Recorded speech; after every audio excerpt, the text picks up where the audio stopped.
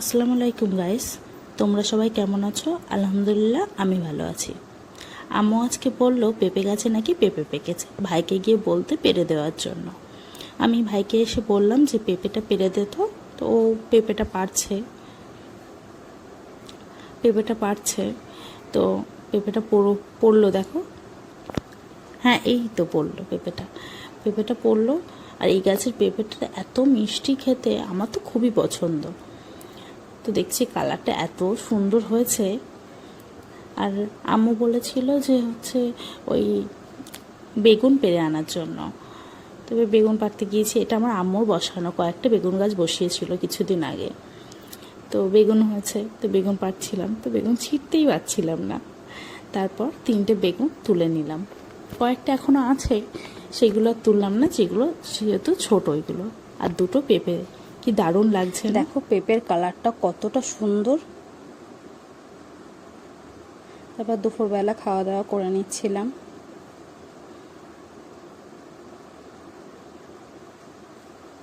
দুপুরবেলা খাওয়া দাওয়া করলাম, স্যালাড খেলাম, শসা। তো এইভাবেই খাওয়া দাওয়া করছিলাম।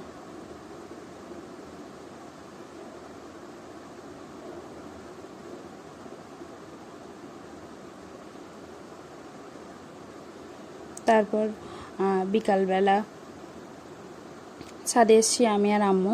তো ড্রাগন গাছে তোমরা তো জানোই কীভাবে পিঁপড়ে লেগেছে, ওই জন্যই নিম পাতা পেরে নেওয়া হচ্ছে, নিম পাতা স্প্রে করা হবে তাই। তো দেখো নিম পাতা ভেঙে নিচ্ছে ড্রাগন গাছে স্প্রে করার জন্য।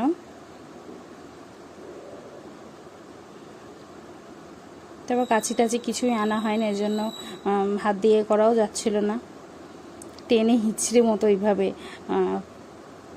নিম পাতা পাড়ছিল।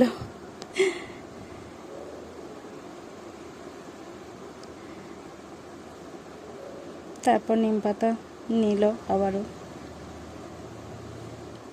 নেওয়ার পরে তারপর গাছে টাছে তো পানি দেওয়া হয়ে গেছে। তো দেখো তারপর তরমুজ তরমুজটা বেশ অনেকটাই বড় হয়েছে। ক্যামেরায় মনে হচ্ছে যে একটু ছোট, কিন্তু বড় হয়েছে। তারপর এই ছাদে এসে দেখছি যে আজকে ড্রাগন ফুলটা না ফুটবে ওরকম মনে হচ্ছে। এখন দেখা যাক, রাত্রেবেলা দেখলে বোঝা যাবে। ড্রাগন গাছের ফুল দেখো বন্ধ অবস্থায় কত সুন্দর দেখতে। তারপর বিকালবেলা চলে এসেছি। আম্মু বলছিল বেগুনে আলুর চপ করবে, ওই জন্য ওই ব্যাটারটা তৈরি করব। বেসন নিয়েছি, নেওয়ার পরে লবণ নিয়ে নিচ্ছি, লবণ নিয়ে নিলাম। নেওয়ার পরে একটু হলুদ নিয়ে নেব, দেখো হলুদ নিয়ে নিলাম। তারপর একটু সোডা নিচ্ছি,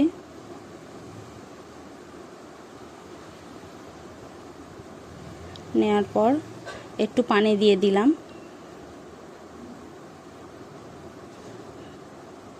দেওয়ার পরে মিক্সড করে নিচ্ছি।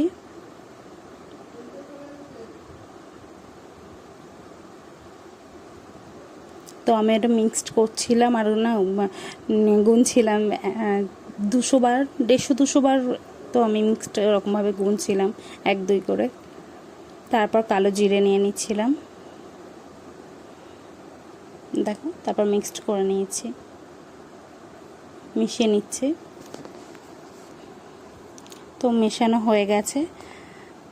তারপর কড়াইয়ে তেল দিয়ে দিচ্ছি গরম হওয়ার জন্য।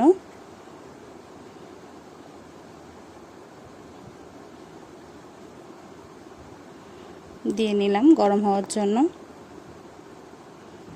তারপর বেগুন আলু কেটে নেওয়া হয়ে গেছে। হয়ে যাওয়ার পরে আমি বেগুনে ব্যাটারটা বুড়িয়ে নিচ্ছি ব্যাটারের মধ্যে। তারপর বেসন থেকে তুলে নিলাম, নেওয়ার পর দেখো তেলে ছেড়ে দিচ্ছি। তেলটা গরম হয়ে গেছিলো, তা আমি একে একে করে এরকম ছেড়ে দিচ্ছিলাম তেলের মধ্যে।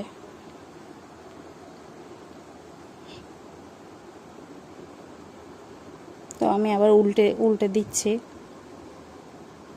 এক পিঠ প্রায় হয়ে গেছে, আর এক পিঠটা উল্টে দিলাম।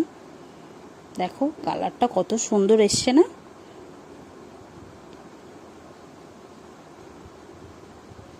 তো এইভাবেই আমি ভেজে নিচ্ছিলাম বেগুনিগুলো, তারপর আবার তুলে নিচ্ছি।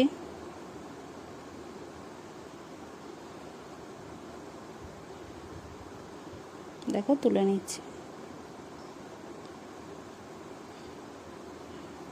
কালারটা দেখো, আর প্রচুর পরিমাণে মচমচে হয়েছিল, সুন্দর। তারপর আলুটা দিয়ে নিচ্ছি।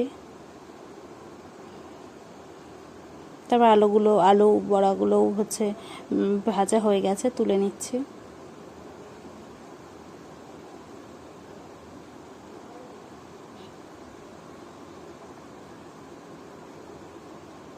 হয়ে গেল।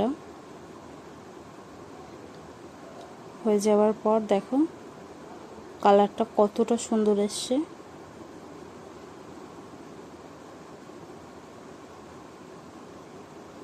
তারপর আমি টেস্ট করে দেখছি যে কেমন হয়েছে। এই যে টেস্ট করে দেখছি,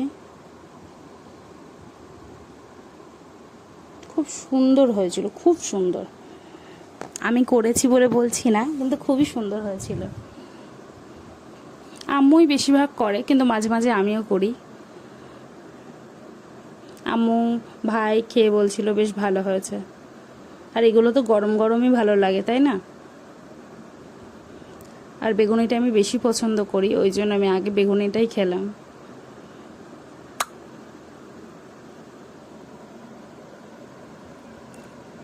তো দেখো আমি আবার বলছি না ভালো হয়েছে। তো তারপর রাত্রেবেলা চলে আসলাম ছাদে। ফুল ফুটবে যেহেতু বলেছি, আমি হচ্ছে গিয়ে দেখি যে ফুল ফুটেছে কিনা। তারপর দেখো